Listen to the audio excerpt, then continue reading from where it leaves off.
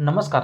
बाळूमामांचे दर्शन या चॅनलवरती सर्वांचं स्वागत आहे भक्तांनो. ठीक आहे, तर मी तुम्हाला आज या व्हिडिओच्या माध्यमातून चहासोबत चुकूनही कोणत्या 8 वस्तू आहेत त्या तुम्हाला खायच्या नाहीत आणि बाळूमामांनी सांगितलेले आरोग्यविषयक माहिती मी तुम्हाला सांगणार आहे. ठीक आहे, तर या वस्तू जर तुम्ही खाल्ल्या तर विष बनते. तर कोणत्या वस्तू तुम्हाला खायच्या नाहीत त्याबद्दलची संपूर्ण माहिती मी तुम्हाला आज या व्हिडिओच्या माध्यमातून सांगतोय. ठीक आहे, तर भक्तांनो, चांग भलं बाळूमामांच्या नावानं चांग भलं. नमस्कार भक्तांनो, चहासोबत चुकूनही या 8 वस्तू खाऊ नका असे अनेक ज्येष्ठ मंडळी आणि बाळूमामांचे भक्त सांगत असतात. लक्षात घ्या की यातील काही गोष्टी लोकमान्यता आणि पारंपरिक समजुतीवरील आधारित आहेत.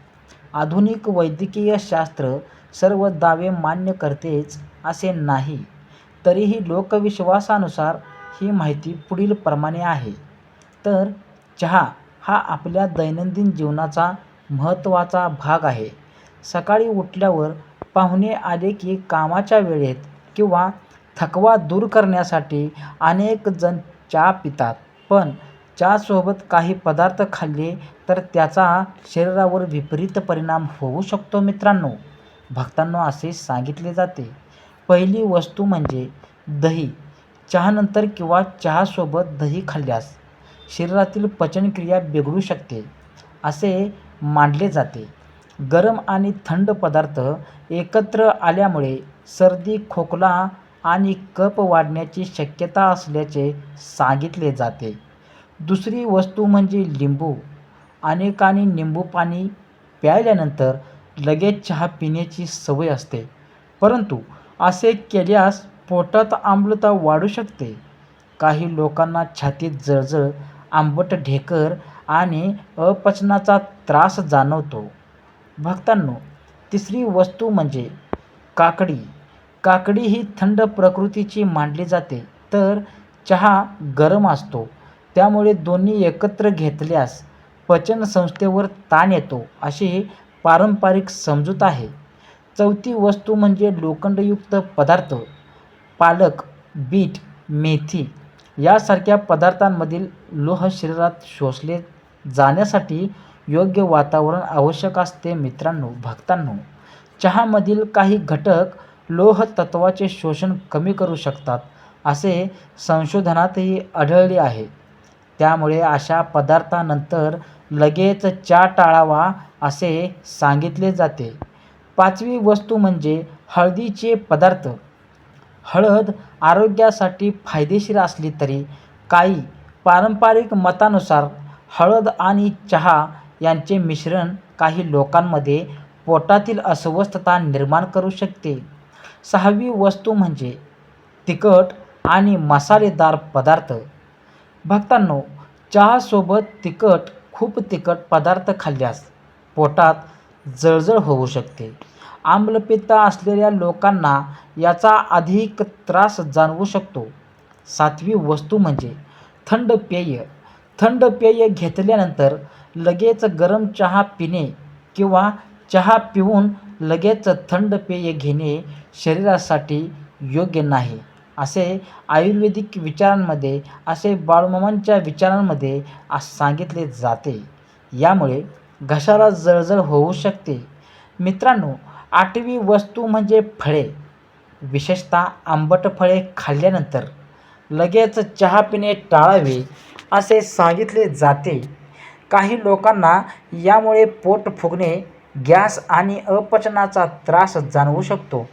बाळूमामांच्या विचारधारेत शरीराची शुद्धता, साधेपणा आणि योग्य आहार, भक्तांनो, यांना खूप महत्त्व दिले जाते. अन्न हे औषधासारखे आहे आणि चुकीच्या पद्धतीने खाल्ले तर तेच विषारीसारखे परिणाम करू शकते असा संदेश भक्तांमध्ये प्रचलित आहे. म्हणूनच कोणताही पदार्थ खाताना योग्य वेळ, योग्य प्रमाण आणि योग्य संगती यांचे भान ठेवावे असे सांगितले जाते. चहा पिणे वाईट नाही, पण चहासोबत काय करावे आणि काय खावे आणि काय टाळावे हे समजून घेणे महत्त्वाचे आहे.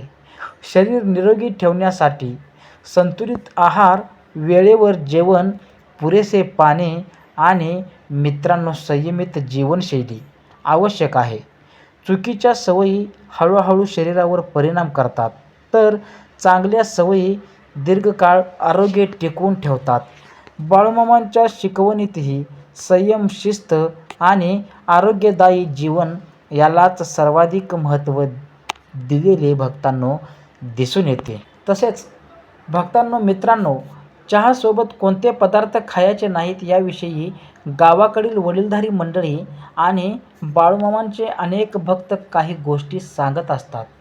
त्यांच्या मते अन्नाचे चुकीचे मिश्रण शरीरात हळूहळू विकार निर्माण करू शकते.